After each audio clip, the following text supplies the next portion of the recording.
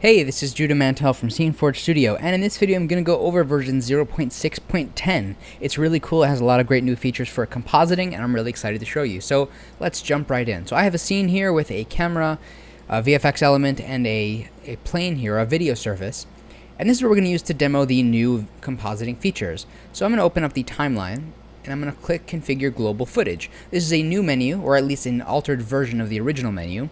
And the biggest thing you'll notice is that the keying, key color, and the clipping, so cropping, is separated into two different sections down here. This is just to make the menu a little bit cleaner, and in the future there's going to be more options down here for color correction and things like that. So let's jump into keying, and I'm going to set up a video clip. I'm going to select one from the internet, that's this one right here. And the first thing you'll see is that a new track has appeared. Now, because previously when I select this video surface, you would be able to control the video in the properties menu, but that's not quite as convenient as being able to just control the video like any other timeline element. And you can move it around as you need, you can scrub through, and what's cool is that when you press play, it'll play in time with the timeline. So if you want to retime it a little bit, move it over as your camera moves, so it only turns on when it's focused on it, you can do things like that. It's much more convenient. So you can see I selected a key color, and I adjusted some of my options here. I'm going to pick a more saturated green. Alright, so we have a pretty solid key of just our guy here. Now, if I were to go to clipping, we could crop the frame so it's just our chroma key area, which for a static camera on a tripod looks pretty good. But of course, the second I press play, that illusion is broken because the camera is moving. And that doesn't really work for most situations. So that's where this new feature, this content-aware clipping is. So I'm going to remove the cropping on it. So now we have a nice clean frame here. And what's cool is that when I enable this, it deletes everything except for, and as I adjust my keying here, it's pretty smart with the right adjustments. It'll remove everything except for our subject. It is a little finicky and is constantly being improved upon. As you can see, I didn't spend too long trying to dial the coloring in correctly, but as I play the clip, even though the camera is moving, it removes everything outside the bounds of our content area, which is really cool. And so when paired with a moving camera, like with a live feed, this allows you to give the illusion of a much larger green screen soundstage while only having a small, let's say 5 foot by 6 foot green screen. So that's really cool, and it opens the door for so many new options for different setups. So I'm going to go back to masking, and you know what, I'm going to show the other place you can put this footage. So previously, you could only project footage onto these planes. So if I were to activate it, I can click play to play the footage. I can make it a lit material, so you get proper lighting and things like that. What we're going to do is we're going to deactivate the footage, then go into shoot mode, and you'll see there's a new option underneath the Render Camera View button that says Display Composite. Because what we can do with this is enable a overlay of our footage onto the camera. So now no matter where the camera is moving, our footage will always be perfectly in frame. So if I open up the menu, I can now work on some keying to remove the background.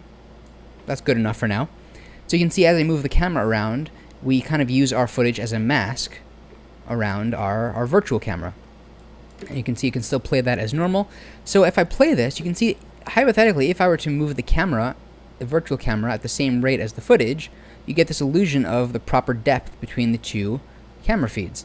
Now obviously I'm doing it manually right now, but what this means is, when paired with a live camera feed, if you mount your phone tracker on top of a real camera, you can get the one-to-one motion of your physical camera with your virtual camera. So you can get proper depth and full virtual production with a moving tracked camera. And this becomes even easier down the line when we get functionality for Vive trackers and things like that. So it's really cool. It opens the door for some really innovative types of virtual production shots without much setup required, especially if you use the content-aware clipping, because you can have a really great full-size setup without much work.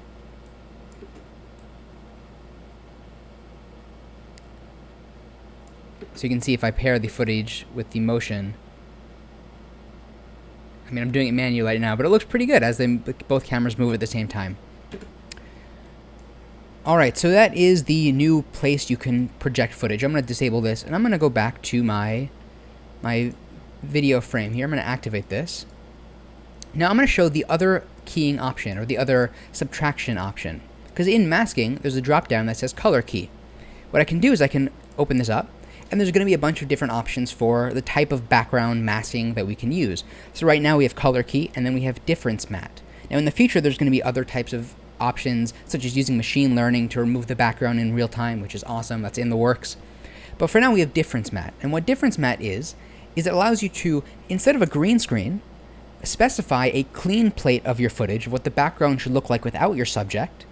So that when your subject steps in, it knows the difference between those pixels and can remove the background with a reasonable amount of accuracy. It's not perfect, but it works pretty well for some setups, and it's definitely worth experimenting with. So to do this, we can either upload a clean plate from our computer using a file browser, or if I plug in a live camera, I can just capture a clean plate directly from that feed. So I'm going to pause the video and I'm going to set that up right now. Alright, so I set up a clean plate. You can see when I move my mouse over the thing, you can see a little preview of it, of my background without me in it. And then if I increase the range, you can see it'll start to bring myself back in. Now again, it's not perfect in my current lighting condition, but if you have a less busy background and some much better lighting, you can get really reasonable results without much work and without a green screen, most importantly. And what's super cool is that this works seamlessly with the body tracking and all that stuff. So if I dial in my cropping a little bit better, I activate the surface, and then open up my body tracking, you can see as I move my hands around in the frame, it'll respond appropriately. So if I have like a big blank wall, I can use this and walk left and right in the frame, and it works really well without any necessary hardware. And this is going to improve significantly over time. As you can see, it's not great with certain colors that match the background, but it works really well.